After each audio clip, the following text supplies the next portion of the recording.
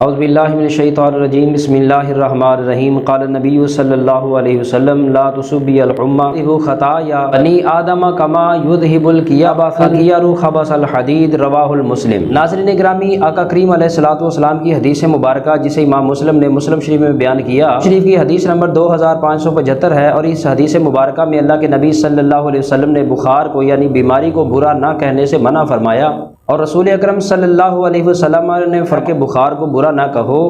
بے شک یہ بنی آدم کے گناہوں کو اس طرح دور کرتا ہے کہ جس طرح بھٹی لوہے کے زنگ کو دور کرتی ہے، یعنی کہ جب لوہا زنگ آلود ہو جاتا ہے اور اس کو آگ کی بھٹی میں ڈالا جاتا ہے تو وہ آگ کی تپش اور آگ کے وہ شعلے اس لوہے کے زنگ کو دور کر دیتے ہیں اور اس کو زنگ سے صاف کر دیتے ہیں۔ تو رسول اکرم صلی اللہ علیہ وسلم نے فرمایا کہ ایک مومن مسلمان کو جب بخار آتا ہے، بیماری آتی ہے،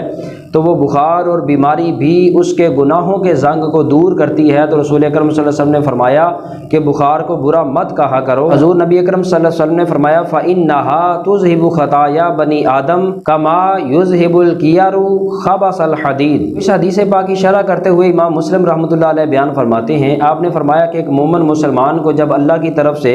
بیماری آتی ہے، بخار آتا ہے، تو وہ بیماری اور وہ بخار بندے مومن مسلمان کے گناہوں کا کفارہ بنتا ہے۔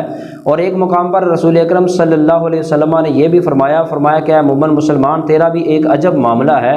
کہ جب تجھے کوئی تکلیف آتی ہے، بیماری آتی ہے، تو اگر تو اس بیماری اور تکلیف پر صبر کرتا ہے تو تیرا درجہ اللہ تعالیٰ صابرین کے اندر لکھتا ہے۔ اور فرمایا کہ جب اس بیماری کے اندر تجھے تکلیف ہوتی ہے تو وہ تکلیف تیرے گناہوں کا کفارہ بن جاتی ہے۔ تو اس لیے رسول اکرم صلی اللہ علیہ وسلم نے فرمایا کہ یہ صرف مومن کے ساتھ ایسا معاملہ ہوتا ہے، مومن کے سوا یہ مقام کسی کو نہیں ملتا۔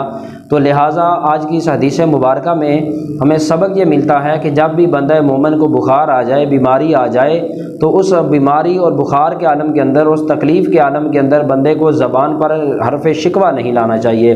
بلکہ اس بیماری اور تکلیف کو اللہ رب العزت کی طرف سے ایک نعمت سمجھتے ہوئے برداشت کرنا چاہیے، قطع نظر اس کے کہ علاج معالجہ کرنا بھی سنت نبوی صلی اللہ علیہ وسلم ہے، لیکن دل چھوٹا نہیں کرنا چاہیے، اور بندہ مومن مسلمان کو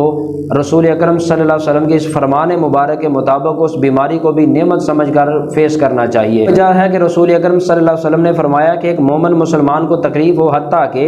اگر اس کے پاؤں میں کوئی کانٹا بھی چبھے، تو فرمایا رسول اکرم صلی اللہ علیہ وسلم نے کہ وہ پاؤں میں چبھنے والا کانٹا بھی اس مومن مسلمان کے گناہوں کا کفارہ بن جاتا ہے۔ تو ناظرین گرامی، اگر آپ کو رسول اکرم صلی اللہ علیہ وسلم کا یہ فرمان مبارک پسند آیا، اور یقیناً پسند آیا ہے، تو آپ اس ویڈیو کو لائک اور شیئر بھی کریں، اور جن لوگوں نے ہمارے چینل کو سبسکرائب نہیں کیا وہ سبسکرائب بھی کریں۔ دوبارہ پھر آپ کی خدمت ہم حاضر ہوں گے نئے ٹاپک کے ساتھ، تب تک کے لیے اجازت، اللہ حافظ، والسلام علیکم ورحمۃ اللہ وبرکاتہ۔